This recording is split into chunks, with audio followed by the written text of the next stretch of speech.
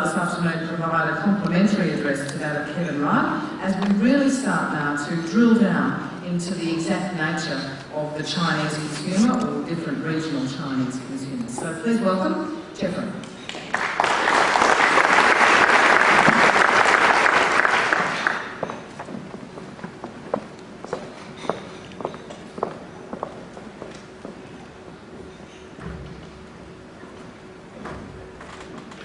Thank you, Helen. Thanks also to Tourism Australia for very kindly inviting me here to speak today. Good afternoon, everyone. We've had a lot of information this morning, and I'm sure you're starting to feel a bit of information overload. In a sense, the Foreign Minister summarised a large part of what I'm about to say.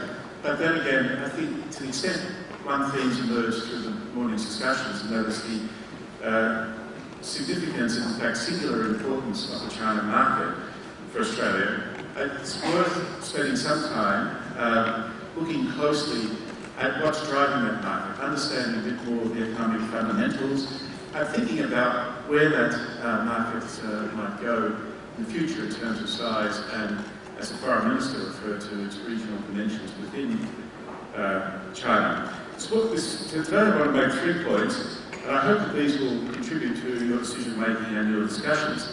The first is this question of China's long-term growth. And at present, there is a lot of international uncertainty in markets about where China is going. I'm very bullish about China, and I'll give you some reasons why I think that's very well based. Secondly, over the past 5 years, as the Foreign Minister said, China's economic growth has spread widely within the country. And this is opening up new middle-class markets in places which many people in the region here today will never have heard of. And these are the so-called second and third tier cities, but there are even fourth and fifth tier cities. And these places are only just beginning to receive marketing attention. Thirdly, the type of middle-class tourist that is emerging, courtesy of China's rapidly rising income, is, in my view, an interesting mix of high disposable income, as we've seen. They're very good spenders. It was noted this morning, I think, that whilst China has the second largest number of tourists to Australia, they're the highest spending tourists. They're internationally oriented. They're increasingly English speaking, and I think this is a big contrast you'll find with the boom in Japanese tourism from the 70s, 80s. China is emerging as one of the largest English-speaking markets in the world, as most Chinese under the age of 25 have been given quite considerable English language training. But yet, it's an unsophisticated market, in my view, in terms of the range of its interests and its curiosity about foreign cultures and lands. If I'm close to the mark, and of course these comments are inevitably generalisations, and I'm sure there are numerous exceptions to them. But if I am close to the mark, I do believe China, notwithstanding its rapid growth and its size, poses very significant marketing challenges for Australia, in that we have to think about China as a market in a way perhaps we haven't thought about other markets. But turning first of all to the Chinese economic growth outlook. As we know, tourism is closely connected with economic development and the associated growth of the capita income. Having an informed assessment about this obviously is critically important for planning and for investment decisions in this industry. China has done many remarkable things in its 33 years of open door and reform policies. One thing it hasn't done, though, is abolish the business cycle. We're currently at a phase in the business cycle where the government is tightening policy, and has been for a little while, in order to wind back on inflation and to let the air out of a number of inflationary bubbles which exist across many asset classes in China today. Nevertheless, in the short term, this year, next year, I think China's economic growth rate will still be very robust, in the order of 9% this year and perhaps 8% or at the higher 8% range next year. So for China's economy, perhaps it's not alone in the world, does have some deep structural imbalances which government policy is trying to address. A lot of this comes from the very rapid expansion of credit following GFC, whereas we stimulate our economy through fiscal expansion, China stimulated it through monetary expansion. And so this has fed through into inflationary pressures. And also, China has imbalances on the external account coming from its control over capital flows and its managed exchange rate. A result of China's imbalanced economic model has been that economic growth has been driven by investment in fixed capital and infrastructure on one hand, and manufactured exports on the other. Now, I don't intend to go into the merits of this growth model that has sustained China for many decades, but rather just to point out that the Chinese government itself is seeking to address the imbalances in the economy, both in the short term through monetary policy, but in the longer term through major structural rebalancing of the economy. And the Foreign Minister spoke about this this morning when he referred to the 12th five-year plan, which came out in March of this year, where the government is trying to shift the weight for economic growth away from fixed capital formation and exports to domestic household consumption. This will, of course, lead to an increase in the quality of lives of citizens in China. It does have very big implications for the tourist sector, as we should see, if incomes continue to grow, a considerable increase in recreational activities, including both domestic and international tourism. When we look at China's economy in the longer term, though, I am very optimistic about its potential for growth. If we think 20 years ahead, I think it's not unreasonable for your planning horizons and your planning decisions to be based on China's economy being at least 4 times bigger in 20 years than it is today. It's already the second largest economy in the world. Now consider this if you think that notion is fanciful. You only have to grow at 7.5% per annum annual average GDP for a decade to double GDP in a decade. But I think there's no doubt that China will double its GDP this decade, and I'm also confident China will double its GDP in the following decade. If you consider the past 33 years before, over that period, China has averaged an annual average growth rate of 10%. And that's notwithstanding many shocks to the system, including the years before and around the June 4, 1984 Tiananmen Square events. So I think 7.5% annual average growth sustained over 20 years is in fact well within China's growth experience and well within China's growth potential. There is some concern about headwinds, and one of them that is frequently referred to is on demography. China's population is growing and ageing quite rapidly. It's estimated that in 2015, the dependency ratio will for the first time begin to rise in China. And that means more and more people, fewer and fewer people will have to support more and more dependents. So there is concern that China may become grey before it becomes wealthy. And the reference here, of course, is to Japan. My view, though, is that a Japanese-style descent in the long-run low-level equilibrium track is most unlikely for China over the next 20 years. Apart from China's much stronger fiscal position than Japan's at the end of the 1980s, early 1990s, China's per capita income is still quite low. It's still about $4,500 US in nominal terms. So China is still a developing country. Its income, of course, is also very unequal, and this unequal distribution in many ways gives us a very large numerical middle class that is of interest to us in marketing Australia as a tourist destination. There are big numbers, 200-odd million, who are high-income, affluent urban consumers, and the ranks of these people will continue to swell. I quickly want to just run through what I think are the 4 main drivers of this long-term growth in China's economy. My view is that, notwithstanding the headwinds, and providing there is no major external shock, such as a prolonged political crisis, then a quadrupling of China's GDP over the next 20 years is quite a realistic outcome. Firstly, is urbanisation. Foreign Minister referred to this morning as well. Over 50% of China's population now lives in urban areas, but this is very low by international standards. And even though it does represent a remarkable change over the past 20 years in China.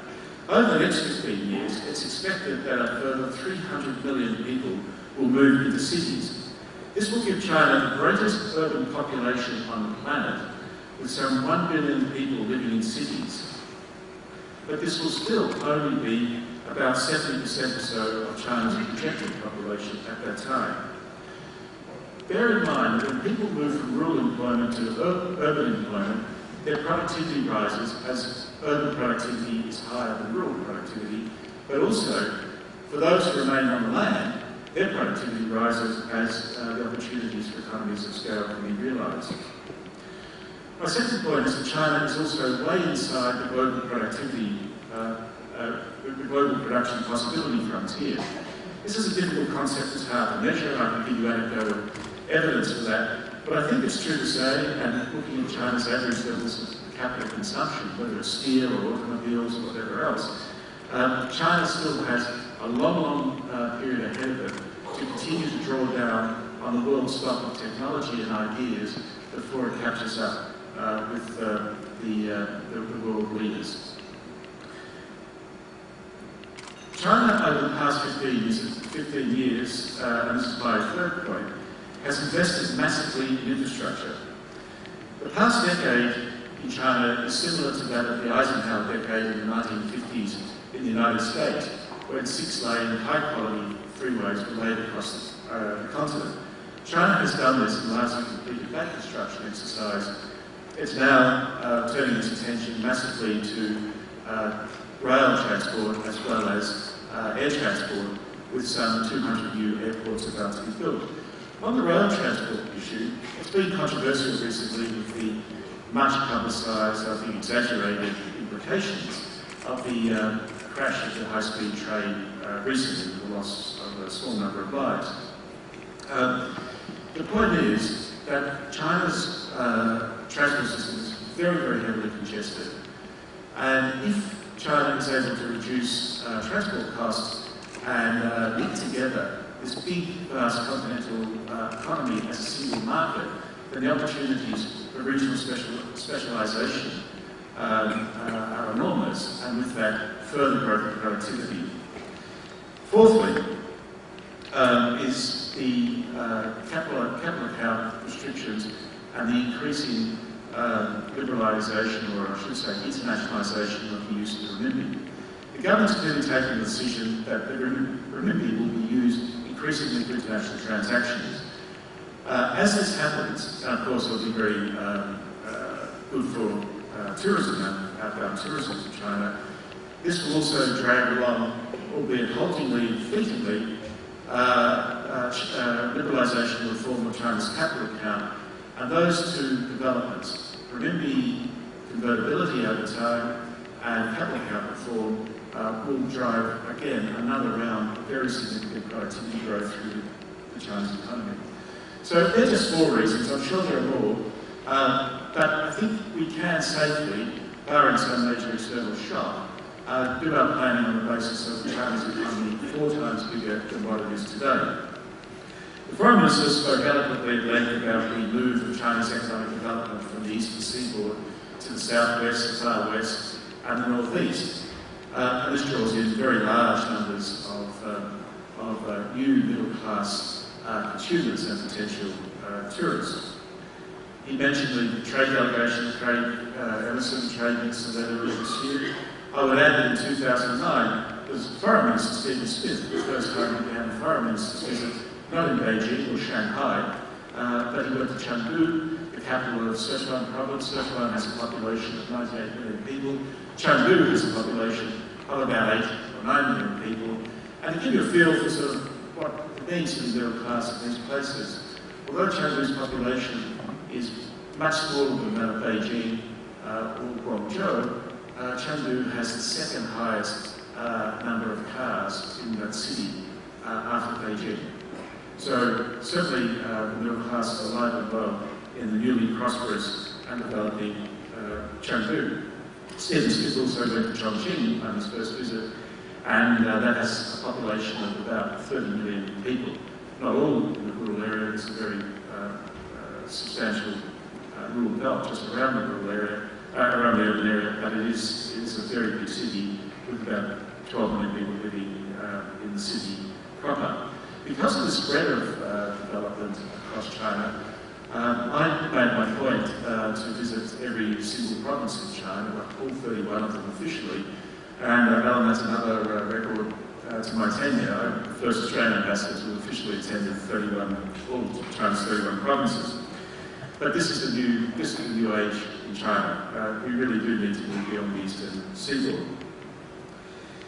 And remember, on the eastern seaboard, some of the capital incomes now are very, very high, also in cities that many people may never have heard about. For example, Dalian, Qingdao, Ningbo, Hangzhou, these cities that all have the capital incomes way over 10,000, 12,000 US dollars.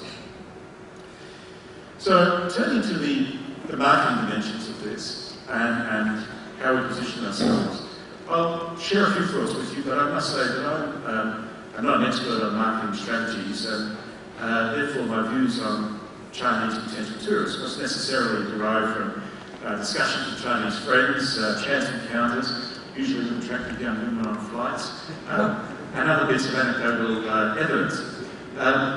But I do live amongst a lot of Chinese people, and I am intrigued by what influences their choices for tourism. So there's no science in this, but I'll share with you some personal observations.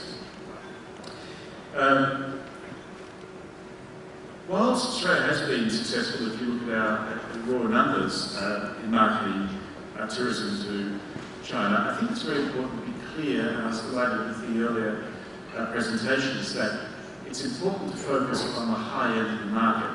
I draw the analogy with the Australian wine industry, which has been remarkably successful in recent years, to a surprising extent, I believe, because it started to concentrate on the high end of the market. And just as an aside on wine, we have the second largest share of the Chinese market in terms of bottled wine. France has 30% of the market, we have 22% of the market, and below that, all the other competitors with us, including European competitors, have just about 7% of the market. That gives you an indication, I think, of what a well-targeted, high-end strategy can deliver in China. And of course, if you get the top end right, I'm sure marketing people will tell you that will pull through the bulk end of the market. I think the target cohort for China is in the 25-45 year age group. They're relatively affluent, and I describe them as being cashed up, seeking comfort. Because China, as I said, is still an unsophisticated market, notwithstanding that there are many, most of these people are internationally oriented and are aware of the world outside. But for this group, the top travel destinations would most likely be Paris, Milan, Rome, and London.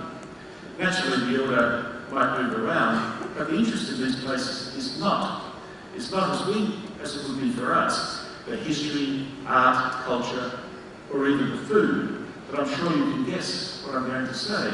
It is first and foremost famous designer brands. Nowhere else can Chinese tourists have the confidence and certainty, indeed the comfort, and the prestige amongst their friends of shopping in these citadels of brand names. So hence they do top the list. And also they know that they can get the latest and certainly genuine goods, and of course in most countries get a VAT refund on the way out. Next would be, I think, the famous cities of the US, New York especially, Los Angeles, and of course Las Vegas. The US has a strange and powerful pull on Chinese thinking. Chinese people greatly admire and envy the success of the US without really understanding the reasons for it. At the same time, they deeply mistrust US intentions towards China, something that, of course, the Chinese Communist Party is always happy to do its best to foster. But for the Chinese, the US is still number one, and it is a must-see destination. Then there's a group of countries at the next level, which would include Australia. It's here that we have a strong attraction. We're Western and developed. We draw a lot of Chinese students, and parents feel we're a safe destination. We're further away in Southeast Asia, which makes us interesting, but not as distant as Canada or Latin America, and of course the time zone is an element, particularly for short-term travellers. And the food is far less challenging for a Chinese person than, say, in a country like India. So Australia should be well placed to attract more and more of these types of tourists. But as I mentioned, I think it's a challenge for us to strike the right marketing note. And partly that comes from the diversity of Australia itself. Something we think of as a strength, but it's hard to bundle up a consistent message with such diversity. One thing Chinese visitors, especially women, do not want to do is to lie on a beach turning bronze. Chinese women spend a great deal of their time hiding themselves from the sun and whitening their skin. Similarly, water sports, by and large, are not a big hit. Most Chinese are frightened of the sea, many can't swim at all, and most of those who can are very weak swimmers by comparison with Australians, who only have to spend some time in the Latin pool in China to prove that point. And I met to meet someone in China who wants to be chased by a crocodile or bitten by a snake. Australia's natural bush, flora and fauna, which we market aggressively, is frankly of little attraction to Chinese visitors at this stage of their tourist development. I'm sure it will come in time and tourists become more sophisticated by becoming more exposed to different parts of the world, and as Chinese tourism matures. But these are still early days. And should I say, and again from a personal experience, Chinese individual tourists who we wish to market really don't like to be targeted at immigration in Australia through profiling and be pulled out of the queue and questioned. What then do Chinese tourists want? In addition to comfort, they are looking for a brand from Australia with which to identify. It's the buzz among their friends, among the peer group. It gives them status, and the status must arrive from them having been to Australia. It's for a simple way of understanding and explaining why one would go to Australia. There's no need for them to explain, for example, why they've gone to Paris and Milan. It's simple, it's a single word, shopping.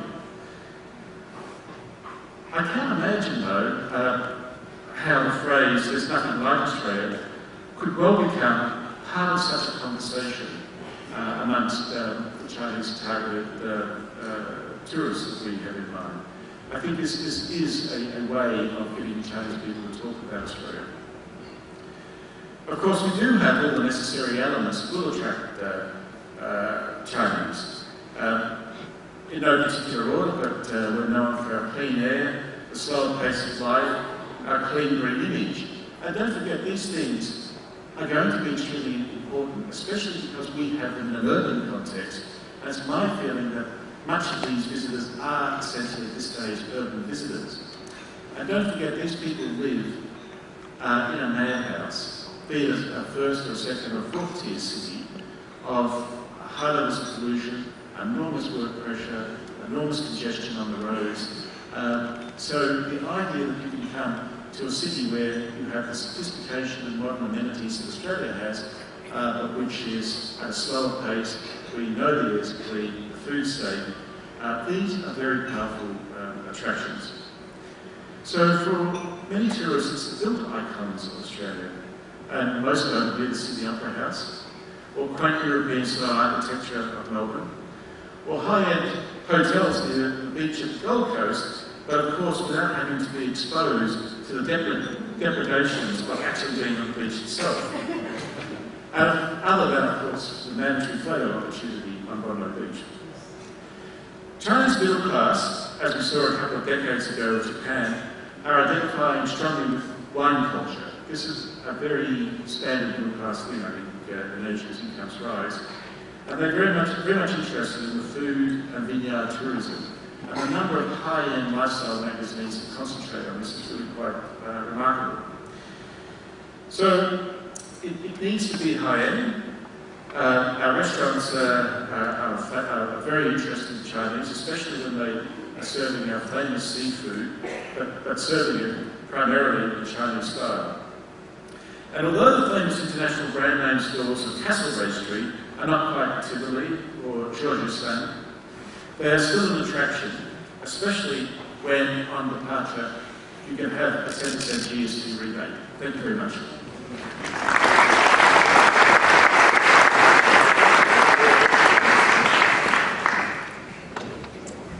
Thanks very much, Geoff. We turn the lights up. We do have some time for questions now. I'm wondering whether or not we should send Laurie Lawrence up to China. Andrew, just try and get to make swimmers out of them. Certainly they can compete at the trouble when it comes to the Olympics, but nevertheless. I'll just mine the room with questions if I can. You talk about an unsophisticated tourist. But you also talk about the growth of the middle class and the development of the upper end of the market is obviously very appealing to Australia. Do you imagine that unsophistication will persist, the interest in shopping and so forth? Or do you think that market will develop with possibilities for Australia? Yeah, well, just to be clear on the unsophisticated, it is at the high end. I think we see high-end tourists as necessarily sophisticated because we project our own attitudes onto them. I think that's got a long way to run. Of course, China, don't forget, it's very, very diverse, and you will have people that travel to Europe who are experts on European art and culture.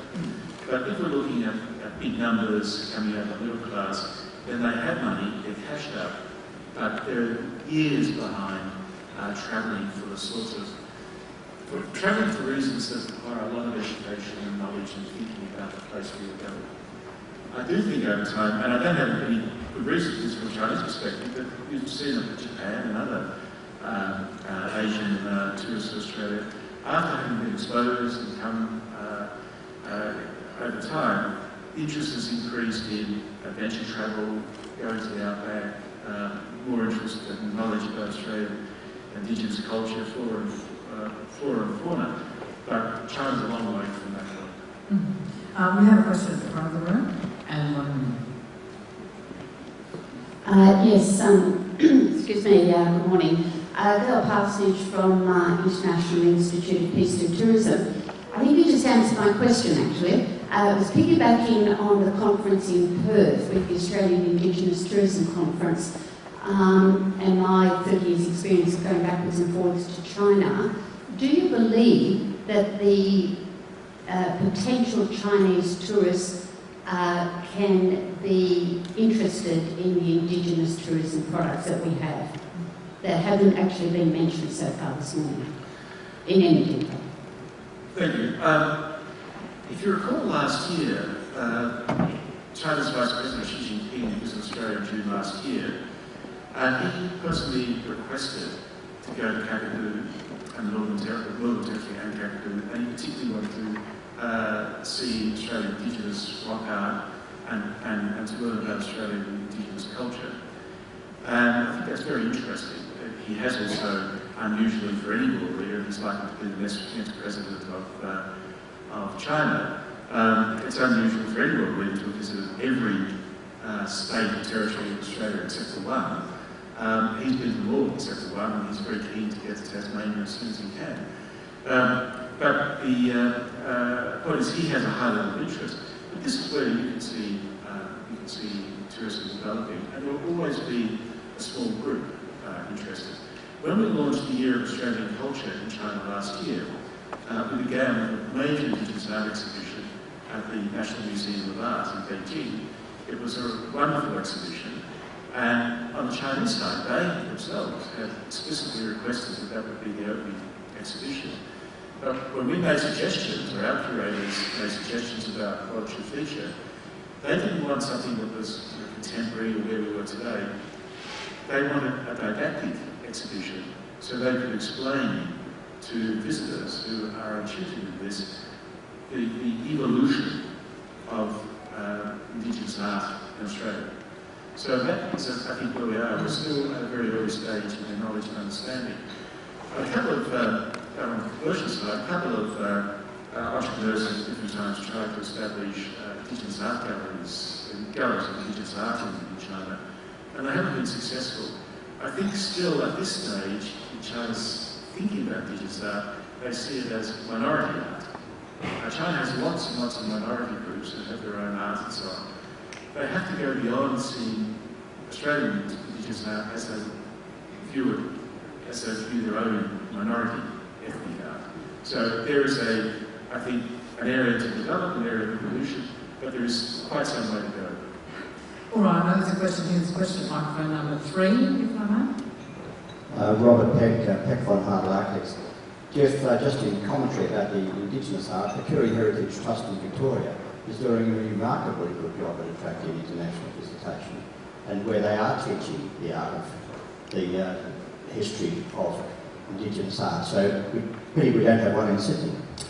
My question relates to your comments about tourism in general, but in particular comes back to earlier comments in this morning's sessions about the need for increased infrastructure in tourism in Australia and the potential for Chinese interest in that. And the example that one might quote is the Mirage Port Douglas, where we've got Chinese investment there in an existing piece of infrastructure.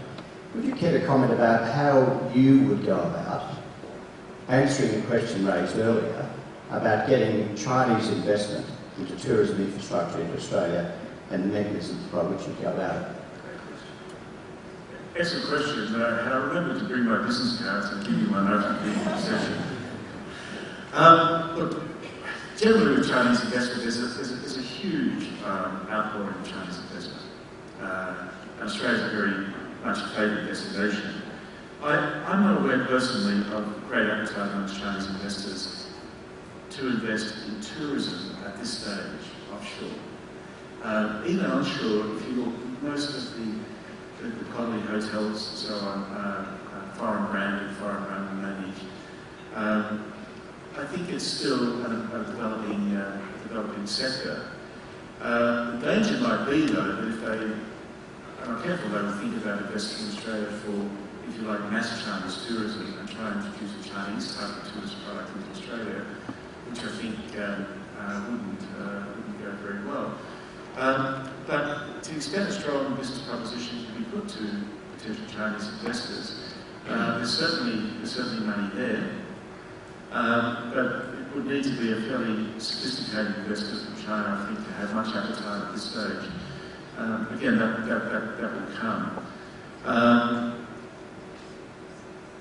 There are areas where you may have better success. I was just thinking, for example, in Perth, there's really no longer a 5-star standard hotel in Perth. And given the very large number of Chinese who know about Perth and Western Australia through the resources trade, and the big numbers of very senior Chinese who travel in and out of Perth on a regular basis for business, you could, by tying into something like that story, and there's a narrative around it, I think make a good case for maybe doing something in Perth. All right, a final question from microphone number 3 in this part of the room. Front left there. 4. Thanks, Geoff. Carl Flowers. A question about visa policy. Normally our visa policy is reciprocal, and obviously with the Chinese government that's more difficult. Would there be perhaps opportunities for Australia to negotiate with the Chinese government to bring 1,000 or 2,000 Chinese tourism employees to Australia for work experience, and thereby get a stock of ambassadors for Australia in future years? And if that's not a hard enough question, have you, having left the Foreign Service, got some views about education visa policy? It's always the last question you look out for. Yes, I thought we were stop questions. Look, I'm the first one. It was David made the point. We have a fantastic electronic visa regime.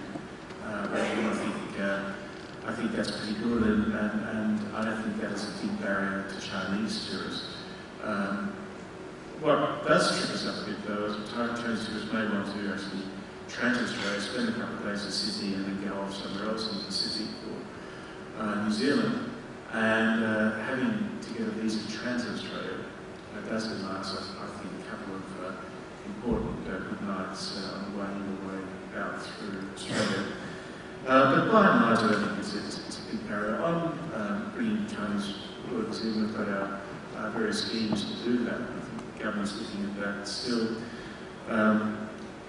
And on tourist visas, well, look, we have on education visas, we have 138,000 Chinese students studying in Australia last year. That compares with just 100,000 in the United States. We also have in absolute terms all of them studying in the United Kingdom.